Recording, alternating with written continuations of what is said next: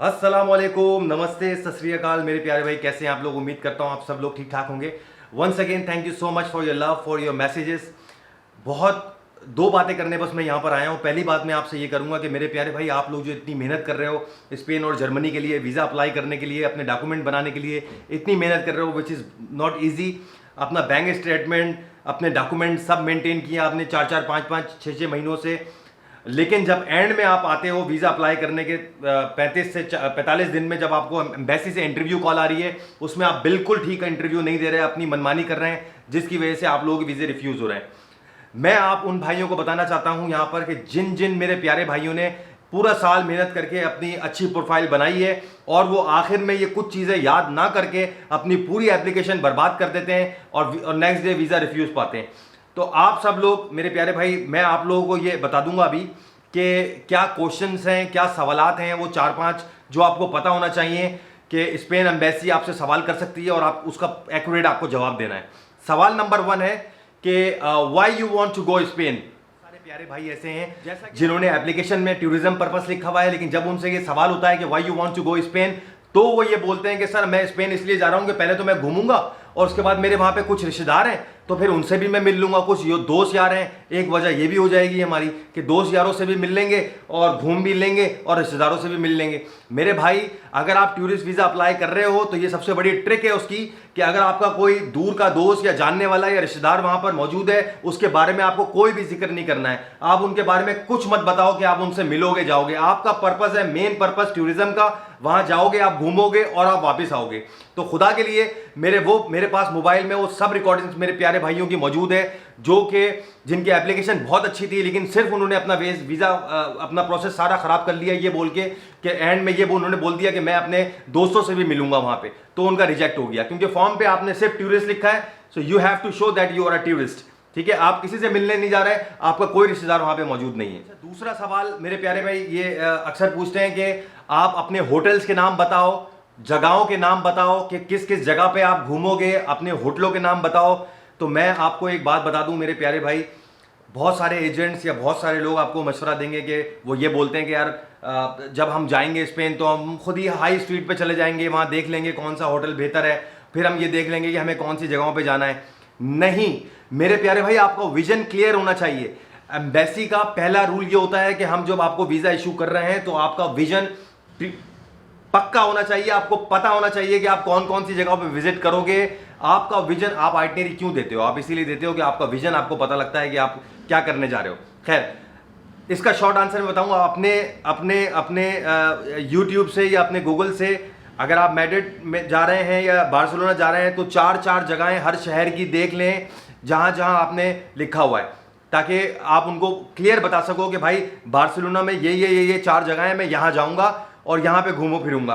Hotel का नाम आपको जरूर बताना है, अपना विजन आपको क्लियर रखना है। ठीक है, ऐसा मत करना कि वहां से कॉल आए एम्बेसी से तो आप बोलो कि भाई मैं वहां जाऊंगा और जाके देखूंगा कौन सा होटल मुझे पसंद आएगा, then I will decide it कि मुझे करना क्या है। वो पूछे आपसे जगह क्या है तो आप बोलो यार वो जब मैं हाई स्ट्रीट में निकलूंगा ना तो मैं डिसाइड कर लूंगा मुझे कहां कहां घूमना है। नो, टूरिस्ट जो होता है ना उसको पहले से पता होता है कि मैंने ये देखना है, ये देखना है, ये देखना है, ये देखना है। टूरिस्ट को पहले से पता होता है, मोहतात होता है वो कि यार मैं किसी एक अनजान मुल्क में जा रहा हूं, मुझे जाके पहले से होटल बुकिंग करनी है और मेरे होटलों का नाम ये है। तो बी प्रैक्टिकल। ठीक है, तीसरा सवाल मैं आपको बताऊं कि बहुत से लोग जो कि बार्सिलोना से अपना अपना दूसरा सिटी दिखाते हैं, जैसे बार्सिलोना से वो मैड्रिड जा रहे हैं, तो उनको ये बात पता होना चाहिए कि बार्सिलोना से मैड्रिड आप जाओगे कैसे। मिसाल के तौर पे 450 से तकरीबन 450 किलोमीटर रास्ता है, आप गूगल पे और सर्च कर लीजिएगा। बार्सिलोना से मैड्रिड दिन में कम से कम 16 ट्रेन जाती हैं और 16 ट्रेन ही वापस आती हैं। 2.5 घंटे का रास्ता है बार्सिलोना से मैड्रिड का। ठीक है, इसकी टिकट जो है वो सम टाइम ऑफर में आपको मिल जाती है 16 यूरो 15 यूरो की। इससे सम टाइम इससे भी रिटर्न टिकट आपको इससे भी सस्ती मिल जाती है। तो आपको इस तरीके से उनको बताना है। ठीक है, सवाल अगर मैं आपको बताऊं वो बहुत इंपॉर्टेंट सवाल है, वो ये है कि जब आपको शेंजन वीज़ा ये इशू करता है स्पेन, तो वो आपसे पूछता है कि भाई मुझे ये बताओ कि जो हमारा शेंजन वीज़ा है वो 22-25 कंट्री को अलाउ करता है कि आप घूम सको। तो आप स्पेन से अगर आपका प्लान चेंज हो जाए, मतलब स्पेन में उतरने के बाद अगर आपका प्लान हो कि आप जर्मनी भी चले जाओ या आप स्विट्जरलैंड भी चले जाओ, तो आपका क्या ख्याल है इस बारे में? आप अगर आपका दिल चाह जाए तो आपको साफ तौर पे बताना है कि सर नो, मेरे पास लिमिटेड टाइम है, स्पेन को वो मैं सब अदर टाइम कर लूँगा, मैं स्पेन को पॉइंट आउट करके बैठा हुआ हूँ, ये जगहें मैंने घूमनी है उसकी और मैंने वापस आना है।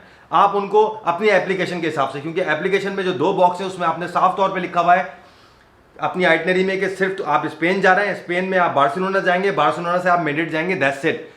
कहीं कोई भी एप्लीकेशन के एंटी आपको बात नहीं करनी है। आपको ये नहीं बताना, अगर आप जाना भी चाहते हो तो आप उनको ये मत बताओ कि आप स्पेन से निकल के पुर्तगाल जाओगे या पुर्तगाल से निकल के आप जर्मनी जाओगे।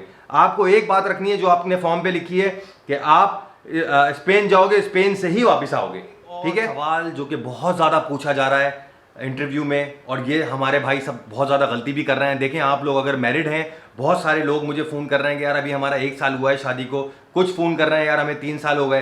तो मेरे प्यारे भाई, अगर आप वीज़ा लेना चाहते हो तो कोशिश करके किसी भी तरीके से, जो लोग मैरिड हैं वो अपनी वाइफों के साथ डालें, अपनी फैमिली के साथ डालें, आपके वीज़ा लगने के चांसेस 99% हो जाएंगे। जो लोग, कुछ लोग मेरे पास अभी ऐसे भी कॉल कर रहे हैं कि मुर्जा भाई हमारी शादी को 1 साल हुआ है और हम जर्मनी जा रहे हैं, आज ही की बात बता रहा हूँ, हम जर्मनी जा रहे हैं घूमने के लिए। मैं नाम नहीं बताऊंगा उनका भाई का, ना तो कोई आपको मैसेज दिखाऊंगा।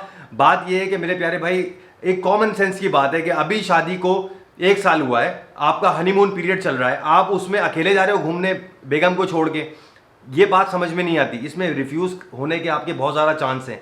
या तो वो ये सोच सकता है कि भाई ये इसके ऊपर जब खर्चों की पड़ी तो ये पाकिस्तान में खर्चे पूरे नहीं कर सक रहा, तो 1 साल में ही शादी के ये भागना चाह रहा है कि जर्मनी चला जाएगा या कोई अच्छे कंट्री जाके वहाँ पे नौकरी करके अपने खर्चे पूरे करेगा।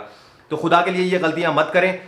एक और मैं बात आपको बताऊं जाते जाते, मेरे वो प्यारे भाई जो अपनी पूरी एप्लीकेशन BLS से बनवा रहे हैं, खुदा के लिए केयरफुल हो जाएं।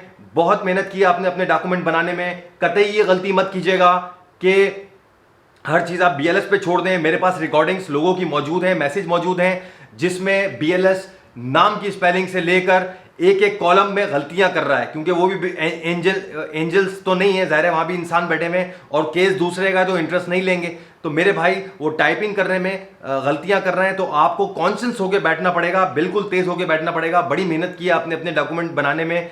आज ही मेरे पास एक भाई का मैसेज आया, फ़ोन आया कि वो मुझसे कह रहा है कि मुर्जा भाई BLS से मैंने अपने फॉर्म फिल करवाए थे, क्योंकि उनकी वेबसाइट पे देखा था कि वो कुछ पैसे लेके सर्विस दे रहे हैं ये, लेकिन जब वो फॉर्म फिल करने के लिए बैठा तो जब मैंने फॉर्म हाथ में लिया तो उसने टोटल गलतियां की हुई थी उसमें।